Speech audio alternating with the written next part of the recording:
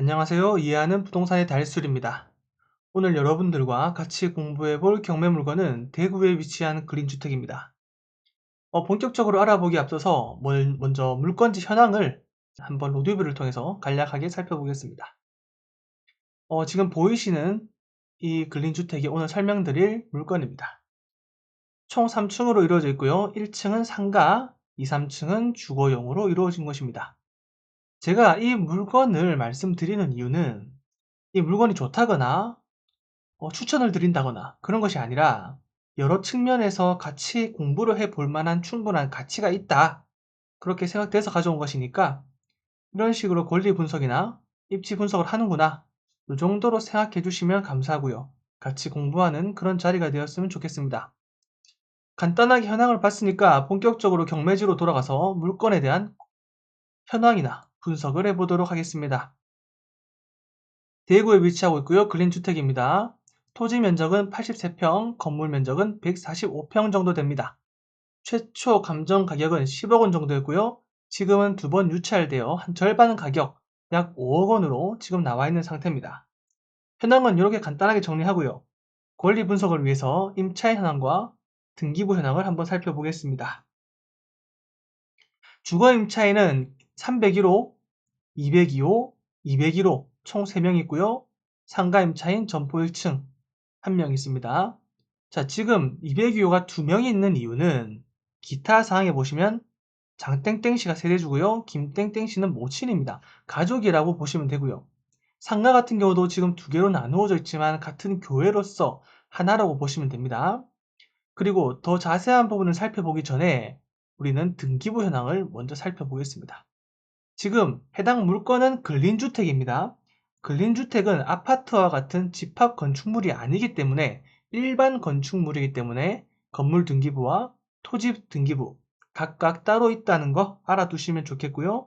어찌되었든 간에 지금 등기부 등본을 보니까 2015년 12월 10일에 대구은행에서 설정한 근저당권, 이 근저당권이 권리상 지금 등기부 등본상 가장 선순위 권리입니다.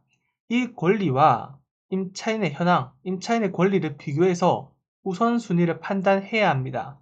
우선순위를 정리하는 이유는 입찰자의 입장에서 인수되는 권리 또는 인수되는 금액이 있는지 없는지 판단하기 위함입니다. 판단하는 방법은 바로 날짜순이고요. 임차인의 전입신고를 보니까 2022년, 2018년, 2018년입니다. 근저당권인 2015년보다 훨씬 늦습니다. 따라서 임차인은 대항력을 주장할 수 없는 후순위 권리자라고 보시면 됩니다. 입찰자 입장에서 임차인은 따로 신경 쓰지 않아도 된다는 겁니다. 이 교회 같은 경우는 사업자 등록이 지금 미상으로 되어 있지만 점유가 2020년 11월 10일입니다. 자, 우리가 대항력이라는 힘을 갖기 위해서는 주택의 인도와 전입신고를 해야 발생합니다. 자, 이제 사업자 같은 경우는 사업의 개시와 사업자 등록을 필요로 합니다. 사실상 사업을 개시한 날짜는 점유를 시작한 날짜라고 봐도 되기 때문에 이 조이교회의 대항력 발생일은 최소 2020년 11월 10일입니다. 그렇기 때문에 이 근저당권보다 후순위라고 판단할 수도 있는 겁니다. 자, 이 모든 경우를 보았을 때 배당의 순위는 있을지언정 후순위라서 경매 절차가 종료됨에 따라 임차인의 권리는 전부 소멸됩니다.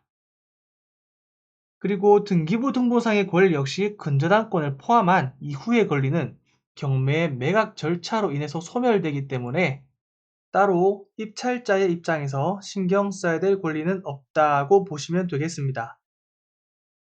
자, 그럼 두 번째로는 조금 더 위로 올라가서 제시 외 건물 및 기타, 제시 외 건물에 대해서 한번 살펴보겠습니다.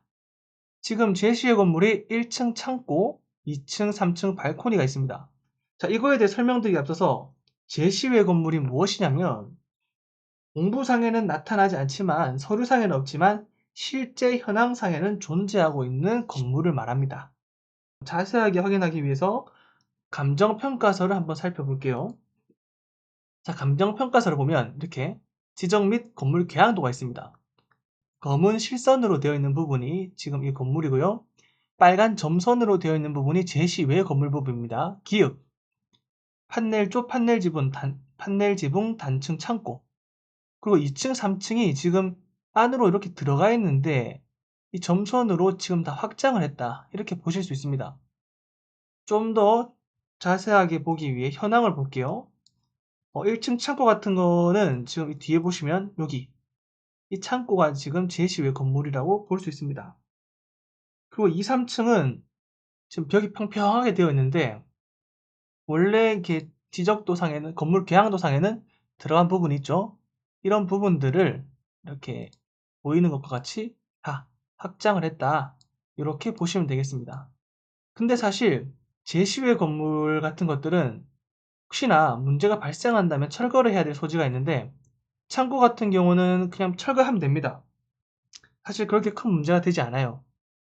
근데 이 2, 3층 발코니 부분 확장한 거는 어떻게 처리가 되는지는 솔직히 저도 잘 모르겠습니다. 그래서 이 부분을 잘 아시는 분들도 계시다면 댓글 달아주시면 감사할 것 같고요. 저도 좋은 배움을 받을 수 있을 것 같습니다. 로드뷰를 조금 더 따라가서 건물을 뒤쪽에서 바라보면 분명히 제가 3층짜리 건물이라고 했는데 여기 보면 1층, 2층, 3층, 4층 옥탑방이 하나 있는 걸 볼 수 있습니다. 이 부분도 제가 봤을 때는 문제의 소지가 충분히 있습니다. 그렇기 때문에 이런 근린주택을 보실 때는 특히나 제시외 건물이나 이렇게 증축된 부분이 있는지 반드시 확인하셔야 됩니다. 왜냐하면 위반 건축물일 수도 있기 때문입니다. 자, 본래 위반 건축물로 등재가 되면 보시는 것과 같이 건축물 대장이라는 서류에 노란 딱지로 위반 건축물 표시가 됩니다. 근데 지금 경매에 나온 해당 물건의 건축물 대장을 보시면 이렇게 위반 건축물 딱지가 없습니다. 지금은 위반 건축물이 아니라는 겁니다. 그렇지만 차후에 어떠한 문제가 발생한다면 예상치 못한 그런 손해를 야기할 수 있기 때문에 반드시 잘 확인하셔야 됩니다.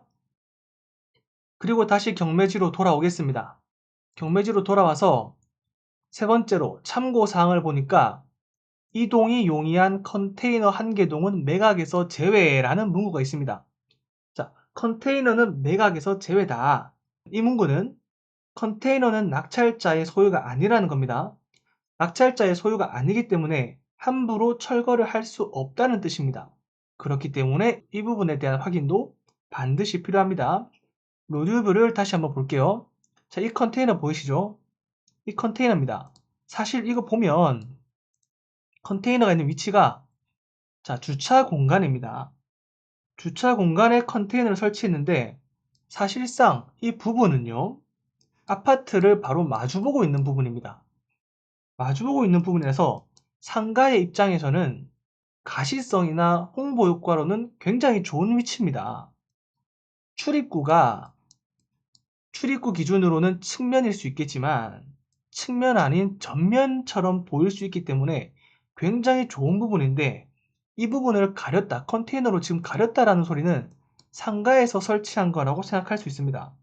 다른 곳에서 설치를 했다면 교회가 가만히 있을 리가 없죠. 이렇게 전면이 잘 보이는 곳을 가렸는데. 그리고 보시면 실외기를 설치한 것으로 봤었을 때는 안에 어느 정도 냉방 장치도 되어 있고 실제로 사용하는구나. 어떠한 용도인지 모르겠지만 사용하고 있다는 걸 알 수 있습니다. 자, 그리고 조금 더 설명을 드리자면 지금 이거는 네이버 지도 로드뷰예요. 2022년 4월 달 겁니다. 근데 이제 카카오 맵을 한번 열어볼게요, 제가. 자, 이게 카카오 맵입니다.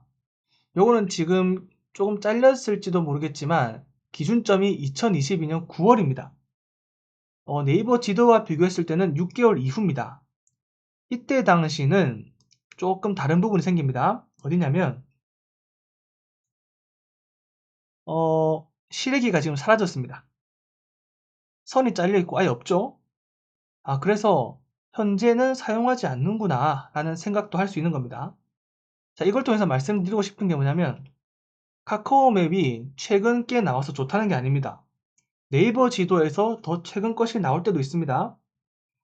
무슨 말을 하고 싶냐면 조금 더 자세하게 보고 싶은데 현장을 갈 수 없다면 최대한 다양한 지도를 활용해서 판단하라는 겁니다. 여러분들도 이런 식으로 활용을 하면 많은 도움을 받을 수 있습니다. 뭐 어찌되었든 컨테이너는 현재는 사용하지 않는구나 라고 볼 수 있고, 자세한 내용은 정확하진 않지만 교배를 통해서 알 수 있을 거다. 그리고 철거의 방향성까지 파악을 하신 후에 입찰을 해야겠다. 이 정도로 알고 계시면 좋을 것 같습니다.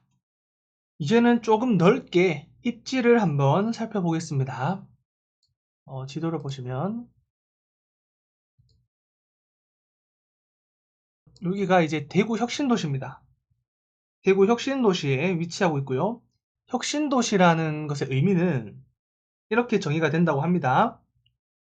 공공기관 지방 이전을 계기로 조성한 미래형 도시다. 높은 생활 환경을 갖춘 새로운 차원의 미래형 도시다. 쉽게 말해서 공공기관을 지방으로 이전하여 국토 균형 개발을 위해 만들어진 도시라고 생각하시면 될 것 같습니다. 그리고 위치를 보면 사실 중심지가 아니라 외곽에 위치하고 있습니다. 그래서 입지적으로 우수한 곳은 아닙니다. 다만 이제 기사를 살펴보니까 이쪽 2024년에 혁신도시에 연세병원이 개원을 목표로 건립을 추진 중이다. 이런 소식이 있습니다. 정확한 위치를 보면 이쪽입니다. 각산 비나리 공원 바로 옆에 이제 건립을 추진 중이라고 합니다. 실제 이 물건지와 거리가 그렇게 멀진 않습니다. 보면 500m, 600m 도보로 가기엔 부담스러운 거리지만 그리 멀진 않네요. 자, 어찌되었든 지가의 상승으로 이어질지는 모르겠지만 다소 크진 않을 것 같습니다. 중요한 것은 어떤 지역에 어떠한 이야깃거리가 생긴다는 것은 아무래도 없는 것보다 훨씬 낫다라고 볼 수 있습니다. 도보로 생활권은 부족하지만 차량이 있다면 그래도 충분히 거주하는 데는 불편함이 없어 보이고요. 앞으로는 아파트가 위치하고 있고 인근 뒤로나 옆으로는 지금 보시면 이 부분들이 전부 주택이나 빌라입니다. 그렇기 때문에 어느 정도 임차 수요도 있어 보입니다.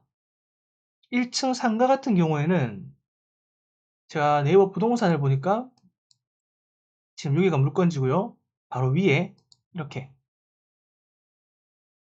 2000에 75로 매물이 나와 있는 걸 볼 수 있습니다. 크기는 115.5제곱미터, 40평 조금 안 되는 평수입니다. 지금 경매지를 보면 교외가 지금 1000에 65만원입니다. 사실 이 평수에 교외는 한 40평이 조금 넘습니다. 이 평수에 다른 어떤 지역과 비교해서 보더라도 사실 이 금액은 정말 저렴한 수준입니다. 여기 매물로 나와 있는 2000에 75도 저렴한 수준으로 보여집니다. 다른 곳과 비교하였을 때는. 근데 하지만 여기가 지금 입지나 수요 때문에 이렇게 가격이 많이 떨어지는 것이 아닌가 라는 생각이 들고요. 만약에 1층에 교외가 나간다고 하면 들어올 업종은 어떤 게 있을까 한번 생각을 해보자면, 아무래도 이쪽은 공방이나 화방, 갤러리 이런 업종을 하면서 원데이 클래스 같은 것을 겸해서 운영한다면 충분히 활용할 수 있을 것으로 보입니다. 이런 것들이 대부분 도로를 끼고 있기 때문에 창고나 물류 쪽으로도 많이 하는데 위치상 주차가 좀 불편해 보입니다. 이런 것들도 있고 해서 방해가 되는 부분 요소가 많기 때문에 그런 쪽은 힘들 것 같고, 아까 말씀드렸듯이 공방이나 이런 게 좋을 것 같네요. 그리고 금액적인 부분도 아무래도 봐야겠죠. 금액적으로 봤었을 때 지금 여기 보이는 자료를 보시면 인근에 토지가 2022년에 3.2억, 2018년도에는 2.8억, 금액으로 따지자면 제곱미터당 130만원, 제곱미터당 110만원, 한 110만원에서 130만원 요 사이로 지금 거래가 된 걸 볼 수 있습니다. 그렇게 따졌을 때 지금 나온 경매 물건의 이제 물건지의 금액을 보자면 토지가 275.6제곱미터입니다. 275.6제곱미터 곱하기 제곱미터당 130만원이라는 가정을 하면 3억 6천만 원 정도 나옵니다. 근데 지금 감정평가는 어떻게 됐냐? 한 180만 원 정도로 평가가 되어서 토지 금액이 약 5억 원 정도로 평가가 되었죠, 지금. 그 추가로 이 건물분, 가격 등을 합쳤을 때 생각보다 감정 가격이 좀 높게 측정되지 않았나라는 생각이 듭니다. 그리고 2015년에 8.3억에 지금 거래가 됐었거든요. 이때도 제가 봤었을 때는 다소 비싸게 매입하지 않았나라는 생각도 조금 듭니다. 결론적으로 현재 약 5억 원의 최저 매각 가격이 설정되어 있는데 15년도의 실거래 가격보다 3억 원 이상 저렴하게 형성이 지금 되어 있기 때문에 건축물에 대해 앞서 말씀드린 보시면 이런 부분, 제시의 건물 부분에 대해서 문제가 없다는 것이 어느 정도 확인이 되었거나 충분히 감안할 수 있다면 이번 입찰 기일에서 충분히 입찰자가 나올 수 있지 않을까라는 생각이 듭니다. 자, 여기까지 해서 근린주택에 대한 경매 물건을 같이 한번 분석해 보았습니다. 자, 도움이 되셨다면 좋아요와 구독 눌러주시면 큰 힘이 될 것 같습니다. 감사합니다.